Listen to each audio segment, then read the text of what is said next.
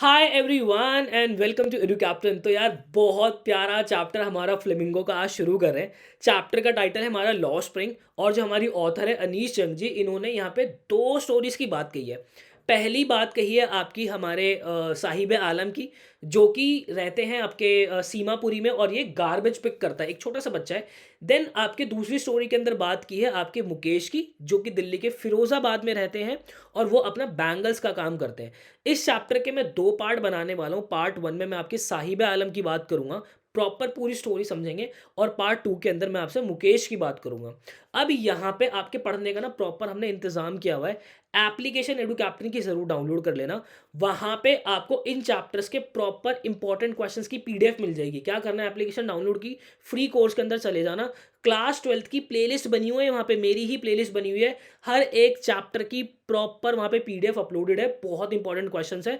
वहीं अगर कुछ टाइम के अंदर, कुछ घंटों के अंदर अगर आपका पेपर है ना, 24 घंटे से कम टाइम आपके पास है, तो इस चैप्टर के एंड में एक इंपॉर्टेंट क्वेश्चन दूंगा। उस क्वेश्चन को कमेंट सेक्शन में ही चाहे करके चले जाना, नहीं तो उसकी प्रैक्टिस करके चले जाना। आपका बेड़ा पार आराम से हो जाएगा। तो मेरे भाई, आपका पढ़ने का प्रॉपर कर दिया है इंतजाम, छोड़ो बहाना, सबसे पहले बजा दो गाना।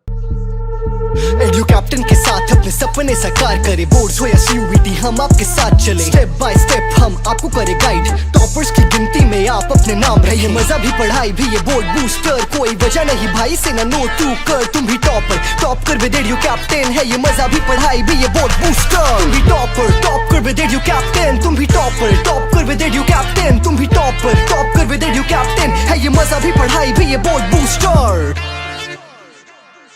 तो चलिए चैप्टर शुरू करते हैं। टाइटल है sometimes I find a rupee in the garbage. ठीक है, तो यहाँ पे जो हमारी ऑथर है वो अनीश से पूछते, तुम ये क्यों करते हो? तुम इस कूड़े कचरे के अंदर जो है क्यों खोजबीन करते हो? स्क्राउंजिंग का मतलब होता है खोजबीन करना, सर्च करना। ठीक है, साहिब से पूछती है वो कि इस गार्बेज डब के अंदर तुम क्यों ढूंढते हो। और ये वो बताता है कि भाई हम जो है, मेरे पास कुछ भी करने के लिए नहीं है। मैं आया हूँ ढाका से। ढाका में एक ऐसी जगह रहता था जो कि बहुत हरी भरी थी। मतलब कि ढाका की अगर मैं बात करूँ तो बांग्लादेश की आपकी कैपिटल ढाका है। तो वो वहाँ से आए थे 1971 के अंदर, जो लोग आए थे वे तब की बात कर रहा है वो। कहता है कि मेरी माँ ने मुझे बहुत अच्छे से बताया कि हमें बहुत सारे तूफान आए थे जिसकी वजह से हमारे रहने की सारी जगह खराब हो गई थी। तो तब हम ऐसी बड़ी जगह पर आए हैं। तो फिर मतलब वो कहता है कि मेरे पास और कुछ करने के लिए नहीं है। वो बहुत मटर करता है, मतलब कि बहुत धीमी आवाज में बोलता है कि मेरे पास और कुछ करने के लिए नहीं है, ऐसी आवाज में बोलता है। ठीक है, तो फिर जो हमारी ऑथर है वो कहती है स्कूल चले जाओ। फिर उसको ना वो बड़ी ये सोचते कि यार ये मैंने क्या बात बोल दी, कि अगर ये स्कूल जा सकता तो जरूर जाता ना। ठीक है, ग्लिबली का मतलब होता है कि आपने फ्लो फ्लो के अंदर बोले, फिर आपको रियलाइज हो रहा है कि अरे ये मैंने क्या बोल दिया। ठीक है, तो फिर वो कहते हैं कि there is no school in my neighbour, मेरे आसपास कोई स्कूल है ही नहीं है। ठीक है, तो कि फिर वो कहती है कि अगर मैं अपना स्कूल स्टार्ट करूंगी तो तुम आओगे। अब कुछ लोग होते हैं ना जो कि मजाक मजाक में ऐसे ही बोल देते हैं कि अगर देख ले मैं स्कूल स्टार्ट करूंगी तो तू आएगा। वो बच्चा जो हमारा साहिब है, उसके चेहरे पे इतनी बड़ी स्माइल आती है और कहता है हाँ मैं आऊंगा। क्यों? क्योंकि वो स्कूल जाना चाहता है। ठीक है, और कुछ दिन बाद फिर क्या होता है, ये बात हो गई, कुछ दिन बाद वो फिर से उनके पास भागता हुआ आता है और उनसे पूछता है क्या तुमने स्कूल शुरू किया? अब तुम उस बच्चे को देख रहे हो, अगर उनको किसी ने होप दे दी ना कि मैं स्कूल स्टार्ट कर रही हूँ तो तू पढ़ने आएगा, उसको वो डेली इस बारे में सोच रहा होगा कि यार वो आंटी मुझे मिली थी, उन्होंने बोला था कि वो स्कूल जब स्टार्ट करेंगे ना वो मुझे बुलाएंगी। अब उन्होंने जब जैसे ही साहिब ने उन्हें देखा ना, फिर से वो भागता हुआ है उनके पास कि क्या तुमने स्कूल शुरू किया? इसका मतलब ये है कि साहिब जो करना चाहता है वो एक्चुअल में स्कूल जाना चाहता है, बट वो ये गार्बेज पे करना नहीं चाहता है। उसका स्कूल जाने का मन है। ठीक है, तो फिर वो कहते हैं कि it takes longer to build a school, मतलब कि यार बहुत लंबा टाइम लगता है एक स्कूल बनाने में। उसको बहुत एम्बैरेस फील होता है कि मैंने उसके ब्लीक वर्ल्ड के अंदर एक कैसे कैसा प्रॉमिस कर दिया। ब्लीक वर्ल्ड होता है जहाँ पे बहुत सारे फॉल्स प्रोमिसेस ऑलरेडी आपसे किए जा चुके हों, वो होता है एक ब्लीक वर्ल्ड। ठीक है, तो फिर वो अपना नाम उस दिन उसको प्रॉपर बताता है कि हमारे ऑथर कहते हैं कुछ टाइम बाद मुझे उसका प्रॉपर पूरा नाम पता चला, जो कि है साहिब आलम। और वो कहते हैं कि इस बेचारे को उसका मतलब भी नहीं पता, और इसका जो मतलब एक्चुअली है वो है लॉर्ड ऑफ यूनिवर्स, मतलब कि इस पूरे यूनिवर्स का राजा। और वो कह रही है कि वो बिना अपने नाम का मतलब जाने अपने फ्रेंड्स के साथ जो है गलियों के अंदर घूमता रहता है नंगे पैर। ठीक है, और धीरे धीरे धीरे धीरे मैं उनके दोस्त जो हैं कुछ मंथ के अंदर मैं उसके सबको एक एक करके पहचानने भी लग गई। ठीक है, सारे दोस्तों को भी हमारी जो अनीश जी है ऑथर जो है वो पहचानने लग गई। फिर आगे क्या, एक दिन वो पूछते कि तुम चप्पल क्यों नहीं पहनते हो बे? फिर वो कहता है कि मेरी मम्मी ने जो है शेल्फ से निकाली नहीं है चप्पल, मतलब उनके घर में कोई शेल्फ हो, कह रही मेरी मम्मी ने वहाँ से निकाली नहीं है।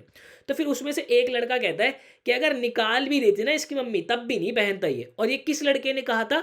जिसके पैर में 2 जूते थे, मतलब पैरों में जूते थे बट वो अलग-अलग थे, मैच नहीं कर रहे थे वो, ठीक है?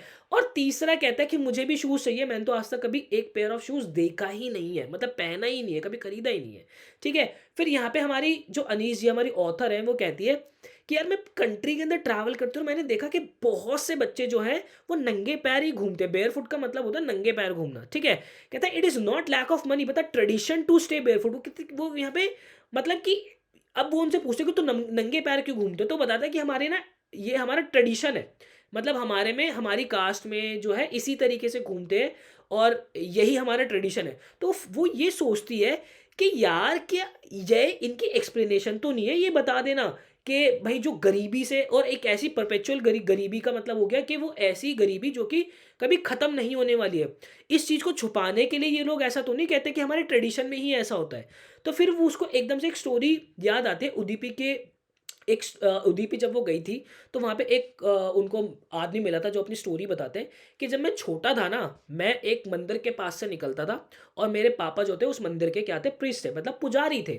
और मैं डेली उस मंदिर के पास से निकल के एक चीज़ प्रे करता था ईश्वर से कि भगवान मुझे भी एक जोड़ी जूते जो है वो दे दो।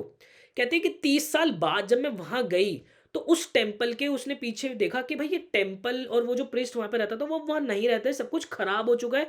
डेसोलेशन का मतलब होता है कि बिल्कुल खराब हो गया, कंप्लीट एम्प्टीनेस हो गई।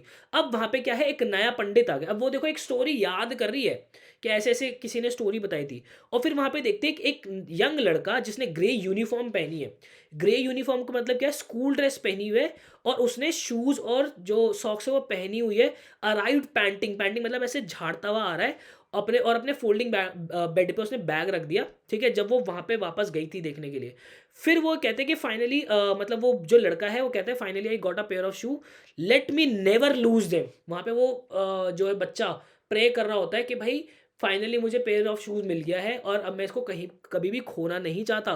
तो यहाँ पे फिर वो जो हमारी ऑथर हैं वो याद करती हैं कि चलो अब जो है young boys like son of priest now वोर शूज़, जो अब के टाइम में जो हमारे पंडितों के बच्चे हैं वो जूते पहन रहे हैं। But many other like the rag pickers in my neighbourhood remain shoelace. वो कह रही है बट फिर भी बहुत सारे ऐसे रैग पिकर्स हैं, कूड़े उठाने वाले हैं जो कि शूलेस रहते हैं। अच्छा जी। कहते हैं my acquaintance with the barefoot rag pickers lead me to Seemapuri. वो कहते हैं सीमापुरी जब एक बार गई, a place of periphery of Delhi. Periphery of Delhi का मतलब हो गया कि बॉर्डर से सटा हुआ। अब वो बॉर्डर से सटा हुआ है मतलब वो दिल्ली के अंदर है। दिल्ली मतलब एक बहुत अच्छी जगह, बट स्टिल वो दिल्ली के अंदर होने के बाद भी ऐसा लगता है कि उससे बहुत ही ज़्यादा दूर है, ठीक है? और वहाँ पे कह रहे हैं कि ये जो सीमापुरी है, यहाँ पे जो है लोग आए थे 1971 के अंदर बांग्लादेश से जो। तो सीमापुरी के अंदर वो सारे लोग, जब हमारा इंडिया और बांग्लादेश का जब लड़ाई हुई थी, तो वहाँ से जो लोग आए थे, वो सारे सीमापुरी में आके बस गए थे। साहिब की फैमिली उसी में से एक है, ठीक है? और उनके घर के स्ट्रक्चर्स कहते हैं मिट्टी के बने हुए हैं, टिन डली हुई है, टारपेलिन डली हुई है। टारपेलिन मतलब कि आपने तिरपाल सुना होगा ना, तिरपाल कहते हैं कि भाई उससे जो है वाटरप्रूफ हो जाती है फिर वो चीज़। तो तिरपाल डली हुई है, उनके घर के बाद प्रॉपर सीवेज भी नहीं है, ड्रेनेज भी नहीं है और वहाँ पे ऐसे 10,000 कूड़ा उठाने वाले लोग हैं, ठीक है? They live there for more than 30 years without an identity.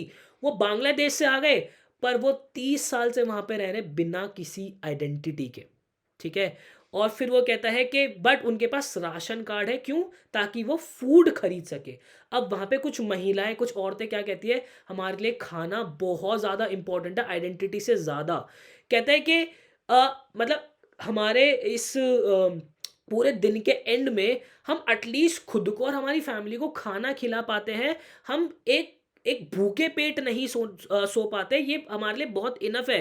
कहते हैं कि हम यहाँ रहना पसंद करेंगे ऐसी जगह से जहाँ पे जो कि बहुत हरी-भरी थी, पर वहाँ पे कोई ग्रेन ही नहीं था, वहाँ पे कोई खाना ही नहीं था। और ये कौन कहता है? एक ग्रुप ऑफ वुमेन कहती है, कुछ ग्रुप ऑफ वुमेन्स वहाँ पे है जिन्होंने क्या पहना है, टार्टर्ड साड़ीज़ पहनी है। टार्टर्ड साड़ीज़ का मतलब क्या हो गया? एक ऐसी साड़ी जिनके अंदर छेद हैं, जो कि बहुत पुरानी है, मैली-कुचली है।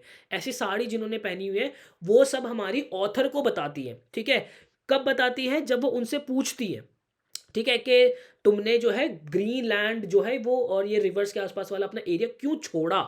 ठीक है, तो वो सारी लेडीज उन्हें बताती है कि भैया वहाँ पे खाने पीने के लिए कुछ भी नहीं था, हम यहाँ पे चाहे हमें हमारे पास आइडेंटिटी नहीं है, हम खुश हैं फिर भी यहाँ पे कि एटलीस्ट हम भूखे नहीं सोते। ठीक है, फिर आगे देखो, whenever they find food they pitch their tents to become transit home. Transit home का मतलब हो गया कि भाई तंबू है कहीं पे भी उखाड़ा वापस से जाके लगा दे, तो उन्हें जहाँ भी खाना मिलता है वो वहाँ पे जाके अपना तंबू लगा देते हैं। बच्चे जो है उनके पार्टनर इन सर्वाइवल बन चुके हैं, जो कि उनकी फैमिली में जो बच्चे होते थे वो भी क्योंकि कूड़ा बिनते हैं, तो उनके बच्चे भी जो है कूड़ा बिनते हैं, तो वो एक तरीके के सर्वाइवल पार्टनर बन जाते हैं, उनके बच्चे भी उनके, क्या कहते हैं। और सर्वाइवल इन सीमापुरी मींस रैक पिकिंग, मतलब कि अगर आप सीमापुरी में रह रहे हो तो इसका मतलब ही कूड़ा उठाना है। ठीक है, फिर कहते हैं he has acquired proportion to fine arts, कहते हैं कि सीमापुरी में कूड़ा उठाना भी एक तरीके की कला बन चुकी है। लोग इतने माहिर हो चुके हैं कि बहुत शानदार, बहुत सफाई से, बहुत अच्छी तरीके से वो कूड़ा उठा पाते हैं। उनके लिए गार्बेज का मतलब है गोल्ड।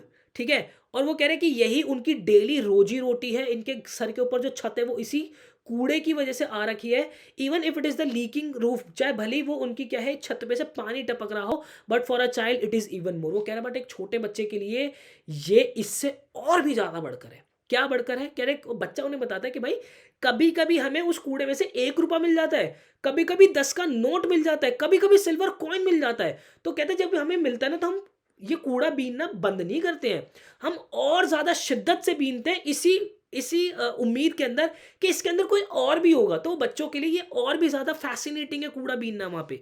ठीक है, तो होप ऑफ फाइंडिंग मोर, मतलब उनको और ज्यादा ढूंढने का वहां पे क्या कहते हैं चस्का लग जाता है कि भाई इसमें और कुछ होगा। ठीक है, आगे देखो, for the children it is wrapped in wonder, for the elders it means of survivals. कहते हैं बड़ों के लिए तो ये एक मीन ऑफ सर्वाइवल है, बट यहाँ पे जो हमारे बच्चे उनके लिए क्या है, ड्राफ्ट इन वंडर है, उनके लिए तो एक खोजबीन है, मतलब कि वो तो उन रुकते ही नहीं है फिर। ठीक है, फिर कहता है कि वन विंटर मॉर्निंग आई सी साहिब, साहिब जो है एक फेंस्ड नेबरहुड क्लब है, मतलब उनके पास एक नेबरहुड क्लब है, वहाँ पे जो है खड़ा होकर देख रहा है 2 लोगों को जो कि टेनिस खेल रहे हैं। फिर साहिब कहता है कि मुझे भी ये गेम खेलना पसंद है, और वो बिहाइंड द फेंस वहाँ पे उनको खड़ा होकर देखता रहता है। फिर उसके बाद कहता है कि मैं कभी कभी यहाँ पे चला जाता हूँ, जो गेट कीपर है मुझे यहाँ पे जाने देता है और उसके अंदर के झूले मुझे झूलने देता है। और साहिब ने भी टेनिस के शू पहने हुए हैं, जिसका कलर जो कि बिल्कुल, जिसका कलर उसके शर्ट और उसके शॉर्ट से बिल्कुल ही अलग हो रखा है। लेकिन वो बताता है कि ये जो जूते उसने पहने हुए ये किसी ने उसको दिए थे, किसी बच्चे के, जिसने पहनने से मना कर दिया था, क्योंकि उसके अंदर क्या था, एक छेद था। बट वो कहता है कि ये मुझे बॉदर नहीं करता, मेरे लिए तो ठीक है, इसके अंदर होल है पर मेरे लिए ठीक है, कोई दिक्कत नहीं है। वो कहता है कि उसके लिए even shoe with a hole is a dream come true. वो कहता है कि मेरे लिए तो ये जूते भी एक ड्रीम कम ट्रू वाला, मेरा मेरा तो हिसाब किताब ऐसा होगा कि भाई मेरा तो सपना ही पूरा हो गया। बट उसको लगता है कि भाई ये जो गेम है ना, वो जो खेल रही है उसकी आउट ऑफ रीच है। फिर एक दिन जो हमारी ऑथर है वो साहिब को देखते हैं, उनके हाथ में क्या होता है, मिल्क बूथ होता है, मतलब कि एक डोलची होती है, दूध की डोलची होती है, कंटेनर होता है जो कि स्टील का कंटेनर होता है। और वो फिर बताता है कि भाई मैं एक चाय वाले के पास काम करता हूँ जो कि मुझे 800 रुपये देता है, और मेरी सारे खाने पीने की मील भी वो मुझे दे देता है। तो फिर वो उससे पूछते हैं does he like the job. I ask his face I see has lost the carefree look. वो कहते हैं कि उसका चेहरा मुझे ऐसा लग रहा था कि पहले वो जो जो मज़ेदार तरीके से दिखता था ना उसका चेहरा, कोई टेंशन नहीं है, अपना कूड़ा बीन रहे हैं, कह रही बार उसके चेहरे पे वो केयर फ्री लुक नहीं है। कहती है कि वो जो स्टील का कंटेनर है ना वो बहुत ज़्यादा हेवी दिख रहा है उस कट्टे से जो कि वो पहले अपने पास रखता था, जो कि कूड़ा बीन के उसके अंदर सामान डालता था। कहती है कि साहिब जो है अब अपना खुद का मास्टर नहीं रह गया, मतलब कि साहिब पहले खुद अपनी मर्जी का मालिक था, बट अब वो उस दूध वाले की जिस सॉरी टी जहाँ पे वो काम करता था चाय वाले के पास, उसका गुलाम बन चुका है, अब वो खुद का मास्टर नहीं रह गया। तो आई होप आपने इस चैप्टर को एंजॉय किया होगा, और यहाँ पे इस क्वेश्चन को करके ज़रूर चले जाना। बाकी आपका प्रॉपर पढ़ने का इंतज़ाम पीडीएफ के थ्रू मैंने कर चुका है। मुझे कमेंट सेक्शन के अंदर ज़रूर बताना यार आपको इस चैप्टर की एक्सप्लेनेशन कैसी लगी है। मिलता हूँ ऐसी किसी नेक्स्ट वीडियो के अंदर, मुझे दीजिएगा इजाज़त। Till then bye bye and take care.